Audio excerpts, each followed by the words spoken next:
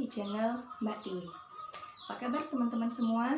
Saya harap teman-teman semua dalam keadaan sehat dan selalu diberi keberkahan, diberi rezeki yang melimpah oleh Allah Subhanahu wa Ta'ala. Nah, untuk di video kali ini saya ingin bercerita tentang pengalaman saya waktu saya hamil sampai saya melahirkan. Nah, jadi saya itu bertemu sama Mas Bojo itu di pertengahan bulan Desember 2019. Sampai akhirnya kami memutuskan untuk menikah, itu kami menikah di bulan Februari tanggal 9 2020. Jadi setelah saya menikah bulan Februari itu, saya nggak langsung hamil ya teman-teman. Cuman karena tempat bekerja saya kan waktu itu saya dagang ya, saya di pasar. Terus setelah sebulan saya menikah, orang-orang di sekeliling saya di pasar itu tuh sering nanyain, kok udah isi belum katanya. Terus saya pikir emang harus secepat itu ya gitu. Cuman ya karena namanya orang-orang di pasar kan nggak semua seperti itu. Cuman kebetulan orang-orang yang di lingkungan pasar saya itu berpikir demikian gitu. Nah, terus sampai akhirnya 2 bulan 3 bulan saya kok masih belum isi ya gitu. Sempat kepikiran juga karena waktu itu kan saya menikah itu di usia 27 tahun ya teman-teman. Jadi sempat kayak ada rasa khawatir gitu. Terus saya bilang sama Mas Bojo, kita coba promil yuk gitu. Nah kebetulan Mas Bojo menyetujui hal itu. Terus waktu buka-buka IG itu saya lihat postingan teman saya Mbak Indah waktu itu. Jadi beliau itu menjual kayak untuk promil itu buah zuriat sama kurma muda gitu loh teman-teman. Akhirnya saya bilang sama Mas Bojo, minta persetujuan sama Mas Bojo. Mas Bojo bilang oke. Terus saya coba kontak Mbak Indah ini. Saya tanya waktu itu yang ready cuman buah zuriatnya aja, karena buah kurma mudanya belum bisa kirim ya, karena waktu itu kan masih baru-barunya berita COVID, jadi masih lockdown juga. Terus saya pikir ya udahlah nggak apa-apa, buah zuriatnya aja dulu gitu. Terus kata Mbak Indah waktu itu saya beli 4, satunya 15.000. Terus kata Mbak Indah, ini nanti suami istri minum semua ya, sehari 2 kali gitu. Nah, karena waktu itu saya mulai mengkonsumsi buah zuriat itu waktu bulan puasa. Nah kebetulan waktu bulan puasa itu dagangan juga lagi rame-ramenya, jadi sering kelupaan gitu teman-teman. Sehari itu cuma minum satu kali aja gitu saya sama Mas Bojo. Nah terus saya pikir ntar kalau nggak efektif gimana ya gitu kan. Terus saya bilang sama Mas Bojo, kalau misalkan nanti belum jadi, setelah lebaran kita rutini ya gitu, kita rutinkan untuk mengkonsumsi buah zuriat ini gitu. Terus Mas Bojo bilang ya gitu, pokoknya Mas Bojo mah iya aja lah gitu. Nah terus pas setelah lebaran waktu itu kan udah saatnya menstruasi, waktu itu kok saya belum dapet ya. Terus akhirnya saya coba melakukan tes menggunakan tes pack. Alhamdulillahnya teman-teman waktu itu saya mendapatkan 2 garis. Terus waktu itu Mas Bojo pulang dari sholat Jumat baru saya kasih lihat itu pas. Nah setelah itu saya karena mbak saya itu kan lahiran di Bubidan ya, Bubidan praktek gitu. Makanya saya memutuskan untuk dari awal itu periksanya juga di tempat Bubidan itu gitu. Akhirnya saya cek di sana, dan di awal kehamilan saya itu saya mengalami flek teman-teman. Saya sempat searching di Google ya, katanya flek itu kalau di awal kehamilan itu normal. Terus saya bilang sama Bu Bidan waktu periksa, waktu kontrol itu, beliau juga bilang nggak apa-apa, nanti mbaknya banyak-banyak istirahat gitu. Nah dengan saran seperti itu saya pikir oh ya saya yang penting tetap jualan, yang penting nanti tetap banyakin istirahatnya, lebih banyak istirahat, pulang jualan istirahat gitu kan. Nah terus saya cerita nih sama sepupu saya waktu itu. Terus beliau bilang, coba USG, soalnya yang namanya kehamilan pertama kan biar tahu kondisi rahimnya juga gitu.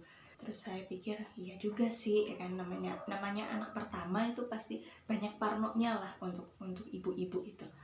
Akhirnya saya memutuskan untuk USG waktu itu, dan alhamdulillahnya hasilnya normal, sehat. Cuman Pak dokternya menyarankan untuk istirahat total itu supaya fleknya ini sembuh dulu gitu. Akhirnya saya oke, saya istirahat total, nggak jualan sampai kurang lebih 16 hari waktu itu nggak jualan. Nah terus Pak dokternya bilang nanti 2 minggu ke depan kita cek lagi ya gitu kan. Nah terus 2 minggu selanjutnya saya cek, alhamdulillah udah sembuh fleknya. Setelah itu saya setelah USG itu kontrolnya saya kembali ke Bu Bidan. Waktu kontrol itu disarankan untuk melakukan cek laboratorium ke puskesmas. Hasil dari labnya itu menunjukkan saya HB-nya kurang. Nah terus saya tetap jualan kan, setelah flek saya sembuh itu saya tetap jualan, tetap kontrol. Cuman saya pikir kok Bu Bidannya nggak menyarankan saya untuk cek lab lagi ya gitu kan. Paling enggak kalau misalkan udah tahu HB saya itu rendah, beliau akan menyarankan lagi untuk mengetahui apakah HB saya itu udah naik apa belum gitu. Cuman anehnya saya kok ya, saya waktu itu juga nggak nanya gitu loh. Nah terus jadi di rumah saya, di sekitar rumah saya itu ada puskesmas pembantu gitu ya teman-teman. Saya dimasukin ke grup Bumil itu. Terus saya sempat diundang di sana untuk kelas Bumil beberapa kali. Tapi karena saya itu dari awal udah kepengen lahiran di Bu Bidan, jadi ya saya nggak terlalu memusingkan tentang puskesmas ya. Nah terus waktu itu saya jualan sampai usia kandungan saya masuk 9 bulan. Nah di usia 9 bulan itu kan katanya kita disarankan untuk lebih banyak jalan-jalan pagi atau jalan-jalan sore gitu ya. Yang penting banyak jalan gitu. Tapi karena sebelum masuk ke 9 bulan itu kan saya jualan terus ya. Kalau pagi saya jualan itu kan di pasar pagi dari jam 3. Dari jam 3 itu saya jualan sampai agak siang jam setengah 7-an gitu kan. Waktu itu udah mulai panas ya, makanya saya jarang gitu kalau untuk jalan-jalan pagi. Nah waktu masuk ke bulan ke-9 itu saya udah nggak jualan, yang jualan cuman Mas Bojo aja. Terus saya punya waktu nih pagi buat jalan-jalan kan, akhirnya setiap pagi saya jalan-jalan. Nah terus tanggal 6 Januari saya memutuskan untuk USG lagi. Pengennya sih untuk USG yang terakhir gitu ya. Nah untuk tahu juga kondisi dedeknya itu udah apa namanya, kepalanya udah di bawah apa belum gitu. Akhirnya saya USG. Waktu USG alhamdulillah semuanya normal hasilnya. Terus udah masuk ke panggul juga dedeknya, kepalanya. Nah waktu itu Pak dokternya bilang, Mbak dedeknya udah 3 kilo, jangan ditambahin lagi ya gitu. Untuk anak pertama ini udah bagus, udah 3 kilo tuh udah bagus. Teman-teman, anak saya bangun, jadi saya lanjut sama bawa anak ya. Nah setelah saya diberitahu sama Pak dokter kalau anak saya udah 3 kilo waktu itu, saya disarankan untuk mengurangi makanan yang manis-manis gitu. Tapi ya karena waktu itu saya bandel ya, saya pulang dari kontrol itu beli es durian teman-teman. Katanya kalau misalkan udah memulai masuk ke bulan 9 atau ke minggu 36 itu kan kita harus mulai membantu apa ya, kontraksi alami gitu loh, memicu kontraksi alami gitu kan. Salah satunya dengan mengonsumsi apa namanya, nanas atau durian seperti itu. Cuman dengan batas batas-batas yang masih normal ya, nggak banyak banget gitu juga enggak. Nah, tapi kalau untuk nanas sendiri saya nggak mengonsumsi sih, karena parno aja gitu. Nah, terus saya konsumsi itu es durian.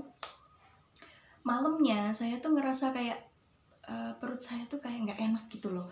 Terus saya bilang sama mama sama mas Pujo waktu itu, kok perut saya nggak enak ya gitu. Terus mereka mikirnya apa udah saatnya gitu, tapi masih jauh dari HPL kan, masih tanggal 6 gitu. Terus saya tungguin sampai malam, kok malah jadi hilang gitu, rasanya tuh jadi hilang gitu. Terus ya udahlah, mungkin emang itu yang disebut kontraksi palsu gitu ya. Singkat cerita, waktu itu tanggal 22 Januari, hari Jumat. Nah, di hari Jumat itu saya mendapat undangan di Puskesmas Pembantu itu ya, di Pusto, di kelas Bumil. Terus waktu di sana saya ditanya, "Mbak, ada BPJS nggak?" "Ada Bu, saya bikin." Nah, kalau misalkan ada BPJS lahirannya di puskesmas aja gitu kan, sayang kalau misalkan punya layanan tapi nggak digunakan gitu kan. Saya pikir iya juga sih ya, nanti uangnya kan bisa untuk yang lainnya gitu. Nah, terus petugas puskesmasnya itu juga mengatakan, "Mbak itu kan waktu hamil HB-nya rendah ya, terus ini belum cek lagi, besok disempetin ya buat cek gitu, sama nanti sekalian swab ya Mbak," gitu. Soalnya nanti kalau misalkan nanti di puskesmas itu ada apa-apa terus membutuhkan rujukan ke rumah sakit, nanti kalau misalkan nggak bawa hasil swab itu nggak diterima gitu. Makanya saya bilang, "Oh iya Bu, nah besok saya sempetin ke puskesmas," gitu kan. Nah, terus waktu itu saya bilang, pulang dari sana saya bilang sama Mas Bojo apa yang disampaikan sama Bu Bidan. Terus Mas Bojo ya setuju untuk ke puskesmas ya lahirannya akhirnya. Terus pulang dari sana saya tidur siang. Pas bangun tidur itu saya merasakan perut saya nggak enak lagi teman-teman, kayak waktu saya setelah makan es durian itu ya. Nah, terus saya kan kepikiran nih sama hasil swab sama cek HB itu ya.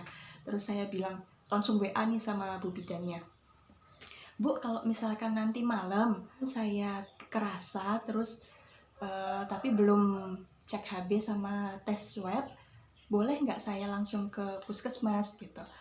"Boleh Mbak, langsung aja," kata Bu Bidannya. Ya udah saya lega kan. Nah, saya tungguin sampai sore sampai malam kok rasa nggak enaknya tuh masih ada gitu. Terus saya coba malamnya itu saya coba untuk tidur, tapi karena perut saya udah nggak enak ya, makanya saya nggak makan waktu itu. Malamnya itu saya nggak makan. Terus tidur pun saya masih nyenyak ya, masih belum terganggu banget sama rasa nggak enak gitu. Terus pas jam 12 malam itu saya kebangun teman-teman. Jadi perut kok makin nggak enak ya, saya pikirkan. Terus saya kan ada install aplikasi buat ngitung kontraksi gitu. Terus saya hitung karena perasaan nggak enaknya itu kan datang pergi gitu ya. Nah, saya hitungin sampai di aplikasi itu mengatakan Anda harus ke rumah sakit terdekat katanya gitu. Cuman waktu itu mana masih bisa ditahan, saya pikirkan. Jadi saya tahan-tahan dulu sampai jam 2 itu saya bangun dari tempat tidur. Karena waktu itu kan biasanya kalau mau jualan itu saya nyiapin dagangan dulu buat Mas Bojo ya. Walaupun Mas Bojo yang berangkat ke pasar, saya yang nyiapin dagangannya. Nah, saya bangunin mama juga waktu itu. Terus waktu itu sebelum mulai kerja itu saya kan pipis dulu ya teman-teman. Nah, waktu pipis itu keluarlah gumpalan darah kalau kayak kita lagi dapat gitu. Terus saya bilang sama mama kan, mama bilang, "Ya udah Mas Bojo disuruh nganter ke sana ke rumah sakit," katanya gitu, ke puskesmas gitu. Terus akhirnya saya bangunin Mas Bojo, saya ke puskesmas karena ganti rencana ya, nggak langsung ke Bu Bidan. Nah, terus waktu itu sampainya ke puskesmas karena malam hari itu nggak ada orang teman-teman. Saya sempat kaget juga, duh ini orangnya pada kemana gitu. Saya udah ngerasain nggak enak banget perutnya gitu kan. Nah saya cari-cari, Mas Bojo juga nyari-nyari ke tempat-tempat terdekat itu nggak ada petugasnya. Saya coba telepon Bu Bidani, Bu petugas puskesmas pembantunya saya di tempat saya itu, beliau juga teleponnya nggak nyambung gitu kan. Akhirnya Mas Bojo karena juga udah panik, udah kita langsung ke tempat Bu Bidan aja gitu. Akhirnya saya menuju ke tempat Bu Bidan kan. Nah terus waktu di sana diperiksa, saya udah bukaan 3. Nah pas waktu itu saya nungguin di sana, Bu Bidannya bilang nanti jam 6 saya periksa lagi ya Mbak gitu kan. Terus Mas Bojo pulang jemput mama sama beli makanan gitu kan. Terus karena saya kebetulan waktu itu ngerasa lapar ya teman-teman, udah di posisi panik tuh saya lapar. Terus saya minta Mas Bojo untuk bilang sama mama bikinin mie instan gitu kan, karena entah waktu itu kenapa saya pengen mie instan gitu. Terus mama datang sama Mas Bojo bawa perlengkapan karena udah saya siapin sebelumnya ya, tinggal bawa. Saya makan. Nah, saya habis mie instan 1 bungkus itu sekitar 2,5 jam. Karena dari Mas Bojo datang itu kan jam 3:30 gitu ya. Terus saya setiap kali kan rasa sakitnya itu kan datang pergi gitu ya. Setiap pas hilang baru saya makan mie-nya. Terus nanti pas lagi tibanya ngunyah mie-nya itu sakitnya tuh datang teman-teman. Jadi saya tuh makannya tuh gini, gitu. Itu sampai mie-nya habis itu, saya ngerasain itu kan. Akhirnya sampai jam 6 itu beneran saya diperiksa lagi, itu saya udah bukaan 6. Nah, saya disuruh pindah ke ruang bersalin waktu itu. Di sana itu saya udah ngerasa nggak karuan pokoknya teman-teman. Nah, di saat ngerasain perasaan yang nggak karuan itu, saya masih dipaksa disuruh makan teman-teman, karena waktu itu kan dapat makan dari sana ya. Terus saya disuruh makan. Nah terus ibunya bilang, Mbak nanti kalau misalkan ada pengen ngejan itu jangan ngejan ya, soalnya nanti kalau mbaknya ngejan pas belum saatnya itu nanti jalan keluarnya malah bisa bengkak katanya gitu. Cuman yang saya rasain itu dari dalam tuh seperti terus banget ada dorongan gitu loh, pengen ngejan terus. Nah kata Bu Bidannya perasaan seperti itu, pengen ngejan itu nanti berlangsung sampai kurang lebih 1 jam gitu, sampai pembukaan lengkap, pembukaan 10 gitu ya. Nah terus saya pikir aduh bisa nggak ya nahannya gitu, sedangkan dari dalam itu ada perasaan ngedorong pengen keluar, tapi sayanya harus nahan untuk biar nggak ngejan dulu gitu loh. Nah terus saya ditemani sama mama sama Mas Bojo waktu itu ya teman-teman. Sampai jam 7:30 saya merasakan rasa kontraksi itu ya. Saya disuruh ngejan kalau misalkan ada rasa pengen ngejan gitu. Tadinya kan nggak boleh tuh, disuruh nahan dulu. Setelah itu saya bilang, Bu pengen ngejan Bu gitu.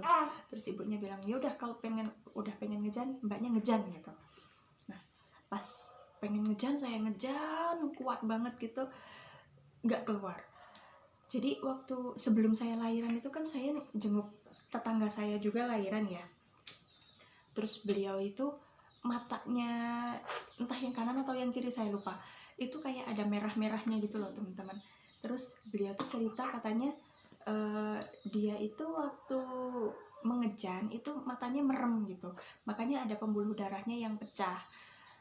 Tapi waktu itu beliau bilang katanya nanti lambat laun bisa sembuh sendiri gitu. Nah itu saya kebawa kan, katanya kalau waktu mengejan itu kan nggak boleh merem, nggak boleh ngangkat pantat, terus katanya nggak boleh sambil teriak-teriak gitu, katanya bisa menguras tenaga malahan kan.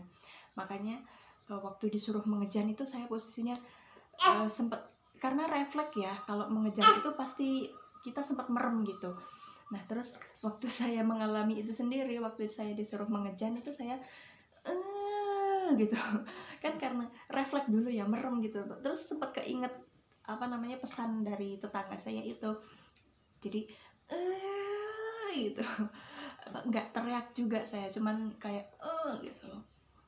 Nah terus sampai beberapa kali mengejan itu kan nggak keluar ya.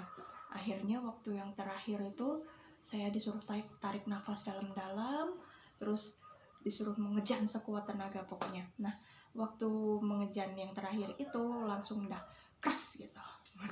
Saya ibu bidan yang di sana keras ya, keluarlah dedeknya, dan ternyata berat badannya itu 4,4 kilo teman-teman. 4,4 kilo normal gitu. Benar-benar perasaan yang luar biasa ya sebagai seorang ibu gitu. Nah, terus setelah dibersihin semuanya, diadanin sama Mas Bojo, terus saya nanya, Bu, dijahit berapa gitu. Aduh Mbak, kalau ini nggak usah nanya lah gitu katanya ibu bidannya. Diobras ini mah katanya. Jam 5 sore itu saya boleh pulang. Karena saya belum ada mobil ya waktu itu, saya minta tolong sama sepupu saya, Mbak Tria sama Mas Eri, untuk nganterin saya. Waktu itu kan yang dapat makan cuman saya aja ya dari ibu bidan, terus sama keluarganya Mas Eri, Mbak Tria itu dibawain makanan buat mama sama Mas Bojo. Terima kasih untuk keluarga saya yang sudah mendukung, keluarga besar saya yang sudah banyak membantu, terima kasih banyak.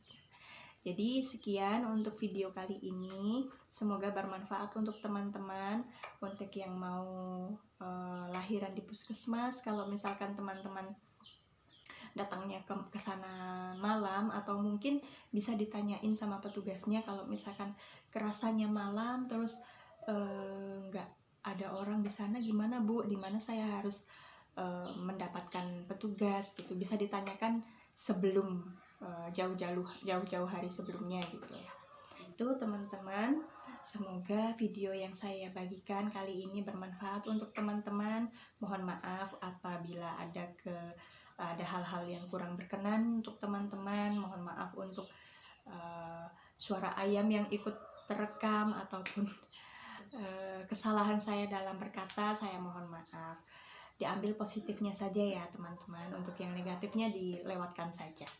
Demikian, terima kasih telah menonton sampai akhir. Wassalamualaikum warahmatullahi wabarakatuh. Bye.